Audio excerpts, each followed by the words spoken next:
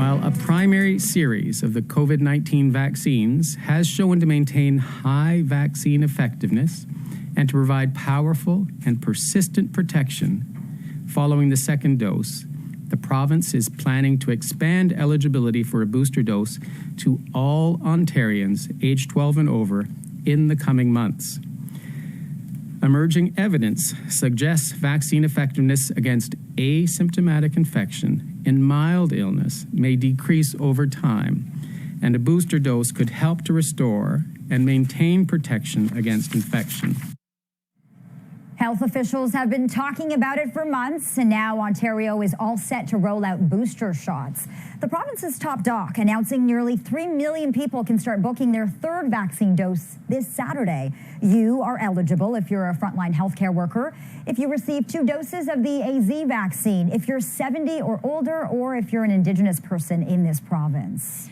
You must have had your second dose at least 6 months ago, though. So what do we need to know about booster shots? For a closer look, we welcome to CP24 tonight Dr. Chagla, infectious diseases specialist at St. Joe's in Hamilton, Dr. Susie Hota, medical director of infection prevention and control at the University Health Network, and Deonandan, an epidemiologist and professor at the University of Ottawa. Good evening to you all. Dr. Chagla, this might sound like a stupid question, but we were told at the onset of this, 2 doses and you're done. So why do we need these third doses, and is it pivotal to get them?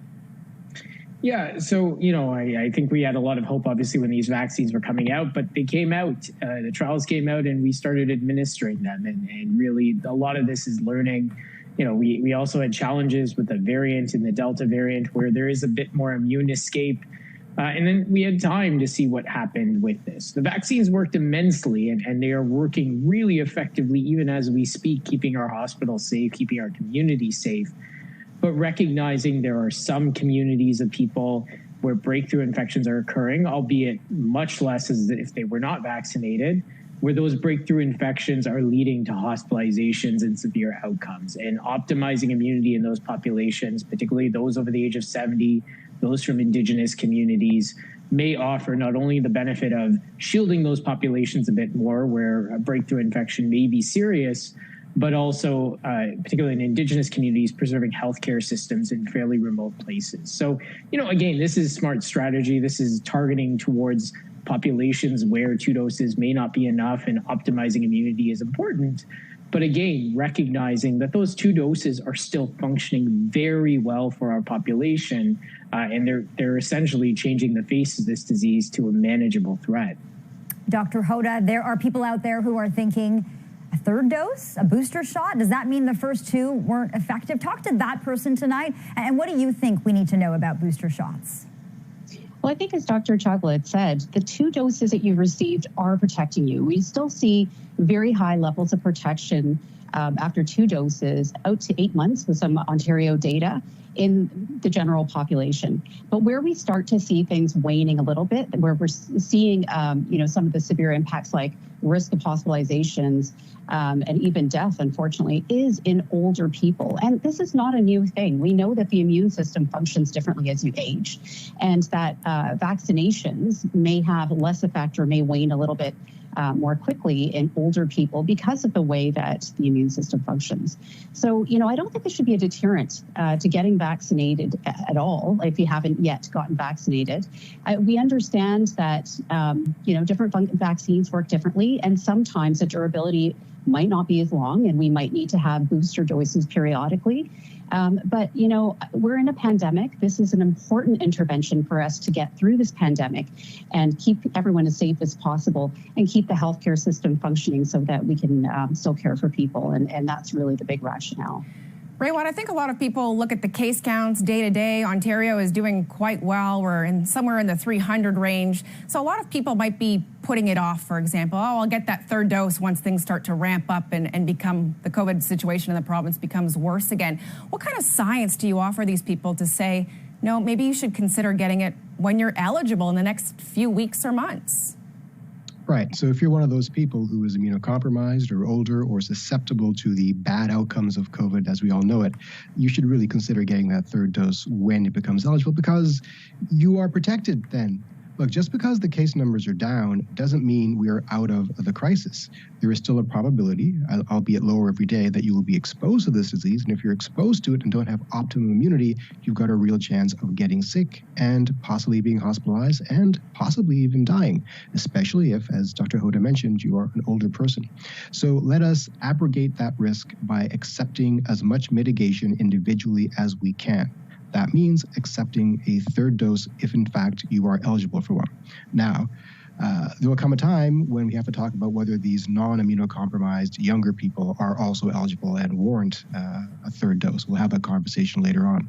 But for those who are eligible, I think it's a really good idea to get that dose. Okay, Dr. Chagla, we heard from the province's top doctor today saying COVID will likely become an annual winter virus. You know, a lot of people are thinking, what is the end game here? Is this kind of like the flu shot, a new strain every year and a new shot every year? What do you say? Yeah, I mean, it's too early to tell. You know, we do have vaccine series out there that are 3 doses, right? Our hepatitis B vaccine, we give a dose a month or 2 later, and then a dose at 6 months to get that final immunity. And so this may be a 3-dose vaccine at the end of the day. The virus evolves, the virus has changed, and that's really what's led to our need to catch up with these vaccines.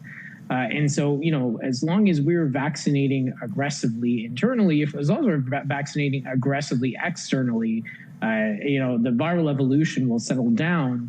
We may not see a need for annual boosters for, you know, everyone's lifetime. We may need a few doses over the next few years. But again, you know, time will tell. Not to say that this is an ineffective intervention, but it really is our pathway to living with this virus, is giving the population optimal immunity. And again, we'll learn more over the coming weeks, months, and years in terms of when that immunity wanes, or if that immunity wanes. And the ideal series is, you know, 3 doses. We've heard that 6 months is kind of the optimal time range. 6 months after you've got your second dose, be prepared to at least consider getting your third dose. Dr. Hota, we heard from Dr. Tam, the country's top doctor, earlier this week that we're not at that point yet about talking about booster shots for the general population. So what do you say to these younger individuals who make up the brunt of our workforce as well, who might be watching, who are saying, I'm not so sure I'm in it for number 3, and then potentially more down the line? Yeah, I mean, I agree with Dr. Tam that we don't have the complete data yet as to whether, you know, younger individuals and the general population really need to have boosters, and if so, exactly when. When do we hit that sort of threshold where it would be critical to boost up the immune response so that we get a better protection individually, but also on a bigger scale population-wise? Now, that said, there are some kind of groups, for example, healthcare workers have been singled out as, you know, being eligible at this point in time, 6 months after their second dose for a booster shot. And some of that is kind of weighing some of the other priorities. For example, keeping the healthcare system running. We know that this is a critical service right now as we continue to deal with the pandemic and try and catch up with other healthcare. So we've seen that, and regardless of age, you know, that's being offered to healthcare workers. So, you know, I think we will learn over time. Some of the data that we do have from the real world setting and what's happened as we've rolled out vaccines across the world is suggesting there is some waning of immunity in younger people, but it's really a matter of when do we hit that threshold of it actually being really relevant.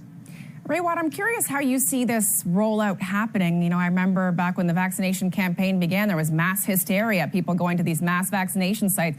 Doctors' offices and pharmacists were having their phones ringing off the hook with the demand being bigger than supply. Do you envision it being like that once again, considering it won't be long till we start vaccinating children potentially in this country as well? I don't see it as being that hectic. Already my physician spouse is getting calls from her patients asking for their booster shots, but they're not aggressive calls. They're not untoward. There is a desire for this shot, but it's not overly busy yet. I think what's going to happen is the deployment process will be a lot more streamlined now than it was a year ago. The drug companies will be involved. Pop-up clinics will be involved. Delivery will be much easier. The supply will be much more fluid. I think it'll be a much more cleaner process. Now, what does come to mind, though, is what does this mean for the long-term status of the epidemic? And I think we have to keep in mind that there's a pandemic roiling around the world, and we're talking here about third doses for us. We should be talking more about first and second doses for the rest of the world. Dr. Susie Hota, Dr. Zane Chagla, Raywat, Deonandan, thank you all so much for your expertise tonight. We really appreciate it. Thank you. All the best. Thank you. Toronto's Medical Officer of Health, Dr. Eileen Davila, joining us.